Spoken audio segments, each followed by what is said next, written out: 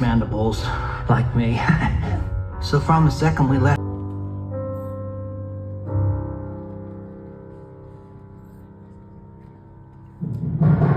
Mickey 17 directed by Bong Joon Ho. ഈ പുള്ളിയുടെ വേറെ സിനിമകൾ ഏതാണെന്ന് ചോദിച്ചു കഴിഞ്ഞാൽ Parasite, Snowpiercer, the Host എന്ന് പറയുന്ന കുറേ അടിപൊളി സിനിമകൾ എടുത്ത ഒരാളാണ്. ഈ സിനിമ എന്ന് പറയുന്നത് ഒരു നോവലിൻ്റെ അഡാപ്റ്റേഷൻ ആണെന്നാണ് ഞാനിപ്പോൾ അറിഞ്ഞേക്കുന്നത്. മിക്കി 7 എന്നാണ് ഇതിൻ്റെ നോവലിൻ്റെ പേര്, പക്ഷേ ഇത് സിനിമ മിക്കി 17 എന്നാണ്. അപ്പോൾ അത് ഞാൻ നോവൽ വായിച്ചിട്ടില്ല, അപ്പോൾ എനിക്ക് എൻ്റെ കോണ്ടെക്സ്റ്റ് എന്താണെന്ന് അറിയത്തില്ല. പക്ഷേ ഈ സിനിമയുടെ നിങ്ങൾ ട്രെയിലറോ ടീസറോ എന്തെങ്കിലും കണ്ടിട്ടുണ്ടെങ്കിൽ ഈ സിനിമയുടെ ബേസിക് കോൺസെപ്റ്റ് എന്നുള്ള തന്നെ 18 മിക്കി അല്ലെങ്കിൽ 17 മിക്കി ഈ സിനിമയ്ക്കകത്തുണ്ട്. അപ്പോൾ റോബർട്ട് പാറ്റിൻസൻ്റെ ക്യാരക്ടർ ഒരു എക്സ്പെൻഡബിൾ എന്ന് പറഞ്ഞ ഒരു ജോലിക്ക് അപേക്ഷിച്ചിട്ട് ആ ജോലി ചെയ്യാൻ വേണ്ടിയാണ് ഈ പുള്ളി പ്ലാൻ ചെയ്യുന്നത്. റോബർട്ട് പാറ്റിൻസൻ്റെ ക്യാരക്ടർ ഈ എക്സ്പെൻഡബിൾ എന്നുള്ള ജോലി എന്താണെന്നോ പുള്ളിക്ക് ഒരു ഐഡിയ ഇല്ല. പുള്ളി അതിനെപ്പറ്റി ആ ഒരു ലിസ്റ്റ് ഇങ്ങനെ ഒരു പേപ്പർ അവർ തരും ഇങ്ങനെ സൈൻ ചെയ്യാൻ വേണ്ടിയിട്ട്. അതൊന്നും പുള്ളി വായിക്കാതെ ചാടി ചെന്നൊരു ജോലിക്ക് കയറുന്നു. ആ ജോലിയിൽ ഉള്ള സഫറിങ്സും ജോലി ചെയ്യുമ്പോൾ പുള്ളിയുടെ ത്രൂ ഔട്ട് ഒരു ജേണിയാണ് ഈ സിനിമ. റോബർട്ട് പാറ്റിൻസൺ, നയോമി ആക്കി, സ്റ്റീവൻ യുഎ, മാർക്ക് റഫല്ലോ അങ്ങനത്തെ കുറേ അടിപൊളി ആക്ടേഴ്സാണ്. റോബർട്ട് പാറ്റിൻസൻ്റെ ആക്സെൻറ്റ്, പുള്ളി അമേരിക്കയിലെ പീറ്റേഴ്സ്ബർഗ് എന്ന് പറയുന്ന സ്ഥലത്തെ ആക്സെൻ്റ് ആണ് പുള്ളി ഈ സിനിമയ്ക്കകത്ത് ചെയ്തേക്കുന്നത്. ഭയങ്കര ടോപ്പ് നോച്ചാണ്, കാരണം നമുക്ക് ഭയങ്കര നാച്ചുറലായിട്ട് ഫീൽ ചെയ്യും. റോബർട്ട് പാറ്റിൻസൻ്റെ വേറെ സിനിമകൾ, ഇപ്പം ഈ സിനിമയാണ് നിങ്ങൾ റോബർട്ട് പാറ്റിൻസൻ്റെ ബാറ്റ്മാൻ കഴിഞ്ഞിട്ട് കാണുന്നെങ്കിൽ നിങ്ങൾ മറന്നു പോകും ഇത് ആ സെയിം ആളാണെന്ന്. കാരണം ആ ആക്സെൻറ്റ്, ഒരു ആക്സെൻറ്റിൻ്റെ തന്നെ ഒരു പേഴ്സണെ ഇത്രയും മാറ്റും. അപ്പോൾ ആ പീറ്റേഴ്സ്ബർഗ് ആക്സെൻ്റ് റോബോട്ട് നല്ല അടിപൊളിയായിട്ട് ചെയ്തിട്ടുണ്ട്, ഭയങ്കര ബിലീവബിളാണ്. പുള്ളി ഇതിനു മുമ്പേ വേറെ കുറേ സിനിമകളിലൊക്കെ ഇങ്ങനെ ആക്സെൻറ്റ് ചെയ്തിട്ടുണ്ട്. ഡെവിൽ ഓൾ ദ ടൈം എന്നുള്ളൊരു സിനിമ പുള്ളി ചെയ്തിട്ടാണ്. അതിനകത്തൊരു സദേൺ ആക്സെൻ്റ് ആണെന്ന് തോന്നുന്നു, ഒരു അമേരിക്കൻ സദേൺ ആക്സെൻ്റ് പുള്ളി ചെയ്തായിരുന്നു. അതും പെർഫെക്ഷനായിട്ടാണ് പുള്ളിയുടെ ആക്സെൻറ്റ് ചെയ്യുന്നതിൻ്റെ കഴിവ് ഭയങ്കര. പിന്നെ സംസാരിക്കാനുള്ള മാർക്ക് റഫെല്ലോയുടെ ക്യാരക്ടറിനെ പറ്റിയാണ്. അമേരിക്കയുടെ പ്രസിഡൻ്റായിട്ടാണ് മാർക്ക് റഫെല്ലോയുടെ ഇതിനകത്ത് റോള്. അപ്പോൾ മാർക്ക് റഫെല്ലോയുടെ ക്യാരക്ടറാണ് ഈ എല്ലാ ആൾക്കാരും ഈ എക്സ്പെൻഡബിൾ ആയിട്ട് ജോലിക്ക് അയക്കുന്നതും. എക്സ്പെൻഡബിൾ മാത്രമല്ല വേറെ കുറേ ജോലികളുണ്ട്. അപ്പോൾ അപ്പോൾ പുള്ളിയാണ് എല്ലാവരെയും വേറെ പ്ലാനറ്റിലോട്ട് അയക്കുന്നത്. പുള്ളിയുടെ ആക്ടിങ് ഈ സിനിമയ്ക്ക് അത് ഭയങ്കര രസമാണ്. ഒരു ഭയങ്കര ഫണ്ണി ആയിട്ടും ഒരു ഭയങ്കര അനോയിങ് ആയിട്ടുള്ള ഒരു വില്ലനാണ് മാർക്ക് റഫെല്ലോയുടെ ക്യാരക്ടർ ഈ സിനിമയ്ക്കകത്ത്.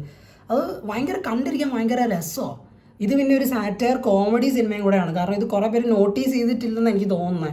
എല്ലാവരും ഇതൊരു സൈഫൈ സ്പേസ് സിനിമയാണ് എന്നുള്ള രീതിക്ക് മാത്രമേ പറയുന്നുള്ളൂ. പക്ഷേ ഇതൊരു സാറ്റയർ കോമഡി സിനിമയും കൂടെയാണ്. അപ്പോൾ കുറേ മാർക്ക് റഫെല്ലോയുടെ ക്യാരക്ടർ എപ്പോഴൊക്കെ വരുന്നു ഭയങ്കര ചിരിക്കാനുള്ള മൊമെൻറ്റ്സ് ഒക്കെ ഉണ്ടായിരുന്നു. അപ്പോൾ പുള്ളിയുടെ ആക്ടിങ് ഭയങ്കര ഒരു ഫൺ വില്ലൻ. ദേഷ്യമൊന്നും വരുന്നുമില്ല, പക്ഷെ ഭയങ്കര നമുക്ക് ഇഷ്ടമല്ല, ആളെ ഇഷ്ടമല്ല, പക്ഷെ എന്നാൽ പോലും ഭയങ്കര ഒരു ഫണ്ണി എലമെൻ്റ് ഉണ്ട് പുള്ളിയുടെ ക്യാരക്ടറിന്. ഈ സ്പൈഡർമാനിൽ ജെൻ്റെ ക്യാരക്ടർ ചെയ്യുന്നല്ലേ, ജെ ജോണ ജേമസിൻ്റെ ക്യാരക്ടർ എങ്ങനെയാണോ അതുപോലെ ഭയങ്കര ഒരു അനോയിങ് ക്യാരക്ടറാണ്, പക്ഷെ അതേ സെയിം ടൈമിൽ ഭയങ്കര ഒരു funny kind of A villain. അപ്പോൾ ആക്ടിങ് വൈസ് റോബർട്ട് പാറ്റിൻസൻ്റെയും മാർക്ക് റഫെല്ലോയുടെയും പിന്നെ ഇതിനകത്ത് നയോമി ആക്കിയും സ്റ്റീവൻ യുഎ നന്നായിട്ട് ചെയ്തിട്ടുണ്ട്. പുള്ളിയുടെ വില്ലൻ അല്ല, പക്ഷെ ഒരു കൈൻഡ് ഓഫ് എ വില്ലൻ എന്നുള്ള രീതിക്കാണ് ഒരു ക്യാരക്ടർ ചെയ്തേക്കുന്നത്. അപ്പോൾ അത് നന്നായിട്ടുണ്ട്.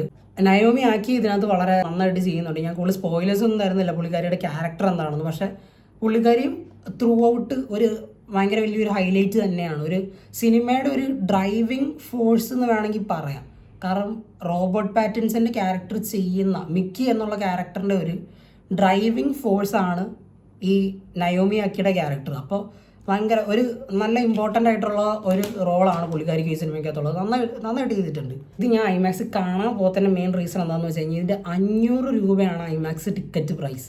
അത് ഭയങ്കര ഓവർ പ്രൈസ്ഡ് ആയിട്ടാണ് എനിക്ക് തോന്നിയത്. കാരണം ഇതിനൊക്കെയും ബെറ്റർ ആയിട്ടുള്ള ഐമാക്സ് തിയേറ്റേഴ്സ് നോർത്ത് ഇന്ത്യയിലുണ്ട്. അവിടെ പോലും 260, 360 രൂപയൊക്കെ പെർ ടിക്കറ്റിനുള്ളൂ. 400 രൂപ പോലും അല്ല, 360, 250 സംതിങ്, അതൊക്കെയാണ് നോർത്ത് ഇന്ത്യയിൽ ഈ സിനിമയുടെ ടിക്കറ്റ് റേറ്റ്. അപ്പോൾ അതേസമയം അതും ഇവിടുത്തെ ഐമാക്സിനെ കഴിഞ്ഞ് ബെറ്റർ സ്പെക്സ് ഉള്ള ഐമാക്സ് തിയേറ്റേഴ്സ്. അപ്പോൾ ഇവിടെ മാത്രം എന്താണ് 500 രൂപ സിനിപോളിസ് ഇട്ടേക്കുന്നതെന്ന് എനിക്ക് മനസ്സിലാവുന്നില്ല. ഭയങ്കര ഓവർ പ്രൈസ്ഡ് ആയിട്ട് എനിക്ക് തോന്നുന്നു. അത് കാരണമാണ് ഞാനിത് ഐമാക്സ് കാണണ്ടാന്ന് തീരുമാനിച്ചത്. ഐമാക്സിൽ ഇത് എൻ്റെ ത്രൂ ഔട്ട് റൺ ടൈമിൽ ഇത് ഫുൾ സ്ക്രീൻ ആണോ എന്ന് എനിക്ക് സംശയമുണ്ട്. എനിക്ക് അത് അതിനെപ്പറ്റി എനിക്ക് അറിയത്തില്ല. പക്ഷേ പി എക്സ് എല്ലിൽ നിങ്ങളിത് പോയി കാണുകയാണെങ്കിൽ എൻ്റെ മൂവി ത്രൂ ഔട്ട് ഫുൾ സ്ക്രീനിലായിരിക്കും. എനിക്ക് ആദ്യമൊന്നും എനിക്ക് ചെറുതായിട്ടൊരു ഡൗട്ട് തോന്നി. കാരണം പി എക്സ് എല്ലിൽ മറ്റേ ഈ സിനിമ ഫുൾ സ്ക്രീനിലായിരിക്കില്ല, ഇത് ബ്ലാക്ക് ബാർസ് ഉണ്ടാവുമെന്ന് പറഞ്ഞുകൊണ്ട് ആഡ് കാണിച്ചവർ. എനിക്കിപ്പോൾ പെട്ടെന്ന് പേടി തോന്നി. കാരണം ഞാൻ ഇത് ഐമാക്സിൽ കാണാത്തതിൻ്റെ വേറൊരു മെയിൻ റീസണും കൂടെ പി എക്സ് എല്ലിൽ ഫുൾ സ്ക്രീൻ ആണ് എന്ന് അറിഞ്ഞിട്ട് ആണ് ഞാൻ ഐമാക്സിൽ പോവാതിരുന്നത്. അപ്പോൾ എനിക്ക് പെട്ടെന്ന് ഒരു സമയത്തേക്ക് പേടിയായി, ഇത് ഇനി എങ്ങനെ ഫുൾ സ്ക്രീൻ അല്ലേന്ന് വിചാരിച്ചിട്ട്. പിന്നെ സിനിമ തുടങ്ങി, അപ്പോൾ ഫുൾ സ്ക്രീൻ ആയിട്ട് തുടങ്ങി. അപ്പോൾ ഒരു സമാധാനം ഉണ്ടായിരുന്നു. നിങ്ങളിത് ഐമാക്സിൽ പോയി കാണുമെന്ന് ചോദിച്ചു കഴിഞ്ഞാൽ ഒരു തിയേറ്ററിനെ നിങ്ങൾക്ക് ഐമാക്സ് തിയേറ്ററിനെ വെച്ച് കമ്പയർ ചെയ്യാൻ പറ്റത്തില്ല. അതൊരു മെയിൻ കാര്യമാണ്. അതിപ്പോൾ പിക്സലായാലും ഒരു റെഗുലർ 2D തിയേറ്റർ ആയാലും നിങ്ങൾക്ക് ഒരു തിയേറ്ററിനെ ഐമാക്സ് തിയേറ്ററായിട്ട് കമ്പയർ ചെയ്യാൻ പറ്റില്ല. പക്ഷേ ഈ സിനിമയ്ക്ക് ഐമാക്സ് ഇമ്പോർട്ടൻ്റ് ആണെന്ന് ചോദിച്ചാൽ എന്ന് വെച്ചാൽ ഐമാക്സിലെ കണ്ടാലേ ഇതിൻ്റെ എക്സ്പീരിയൻസ് നല്ലതാകുള്ളൂ അങ്ങനെയൊന്നുമില്ല. ഇത് പി എക്സ് എല്ലിൽ കണ്ടാലും വളരെ നല്ല എക്സ്പീരിയൻസ് ആണ്. എനിക്ക് ഒരു കുറവും തോന്നിയില്ല ഇത് പി എക്സ് എല്ലിൽ കണ്ടിട്ട്. അപ്പോൾ വിഷ്വൽസ് ആയാലും ഓഡിയോ വൈസ് ആയാലും എല്ലാ രീതിക്കും ഇത് നിങ്ങൾക്ക് ഐമാക്സിൽ പോയില്ല, പി എക്സ് എല്ലാണ് കാണുന്നതെങ്കിൽ പോലും വേർത്തിട്ടാണ്. ഇത് ഇനിയിപ്പോൾ ഇതിൻ്റെ പ്രൈസ് കുറഞ്ഞ് 300 രൂപ ആകുവാണെങ്കിൽ നിങ്ങൾ പോയി ഇതിനാണെങ്കിൽ ഒന്നും നോക്കണ്ട, ഐമാക്സിൽ പോയി കണ്ടാൽ മതി. പി എക്സ് എല്ലൊന്നും പോകേണ്ട ആവശ്യമൊന്നുമില്ല. പക്ഷേ പ്രൈസ് കുറയുന്നില്ല, 500 രൂപ തന്നെയാണെങ്കിൽ നിങ്ങളിത് പി എക്സിൽ കണ്ടാലും ഒരു കുഴപ്പമില്ല. ഒരു അത്യാവശ്യം വളരെ നല്ല എക്സ്പീരിയൻസ് തന്നെയാണ് ഇത് നിങ്ങൾക്ക് പി എക്സ് എൽ പോയാലും കിട്ടുന്നത്. ഇതിനകത്ത് എനിക്ക് വിഷ്വലി അല്ല, പക്ഷേ ഓഡിയോ വൈസ് ചില പോയിൻറ്റ്സിലൊക്കെ സെക്കൻഡ് ഹാഫിൽ ചില പോയിൻറ്റ്സിലൊക്കെ ഓഡിയോ വൈസ് ഭയങ്കര ഇൻട്രസ്റ്റിംഗ് ആയിട്ടുള്ള കുറച്ച് സംഭവങ്ങളുണ്ടായിരുന്നു. അതൊക്കെ എനിക്കൊന്ന് ഐമാക്സിൽ കേട്ടാൽ എങ്ങനെ ആയിരിക്കും എന്നുള്ള ഒരു ഫീലിംഗ് ഉണ്ടായിരുന്നു. ഇത് ഐമാക്സിൽ എങ്ങനെ ആയിരിക്കും സൗണ്ട് ചെയ്യുന്നതെന്ന്. അപ്പോൾ ഓഡിയോ വൈസ് ആണെങ്കിൽ ഐമാക്സിന് പോകുന്നത് വേർത്തിട്ടാണ് ഒരു രീതിക്ക് സെക്കൻഡ് ഹാഫ് വെച്ച് നോക്കുമ്പോൾ. അപ്പോൾ അത് ഓഡിയോ വൈസ് എനിക്ക് ഒന്ന് ഐമാക്സിൽ ഒന്ന് കാണണം എന്നുണ്ടായിരുന്നു. പക്ഷേ ഭയങ്കര ഓവർ പ്രൈസ്ഡ് ആണ്. അത് കാരണമാണ് ഞാൻ പോകാതിരിക്കുന്നത്. അപ്പോൾ ഓവറോൾ സിനിമ ഒരു ഭയങ്കര ഇപ്പോൾ ഈ ബോങ് ജൂൺ ഹോയിൻ്റെ പഴയ പാരസൈറ്റ് ബാക്കി അങ്ങനത്തെ സിനിമകളൊക്കെ കമ്പയർ ചെയ്യാനാണെങ്കിൽ ആ ലെവലില്ല. സത്യം പറഞ്ഞാൽ ആ പാരസൈറ്റിൻ്റെ ആ ലെവലില്ല ഈ സിനിമ. എന്നാൽ പോലും ഒരു ഡീസൻറ്റ് കണ്ടിരിക്കാൻ പറ്റുന്ന ഒരു നല്ല സിനിമയാണ്. ഇത് 2D തിയേറ്റർ നിങ്ങൾ കാണണ്ടെന്ന് ഞാൻ പറയുള്ളൂ. ഒരു ഏറ്റവും മിനിമം ഒരു പി എക്സ് എൽ എങ്ങാനും പോയി കാണുക.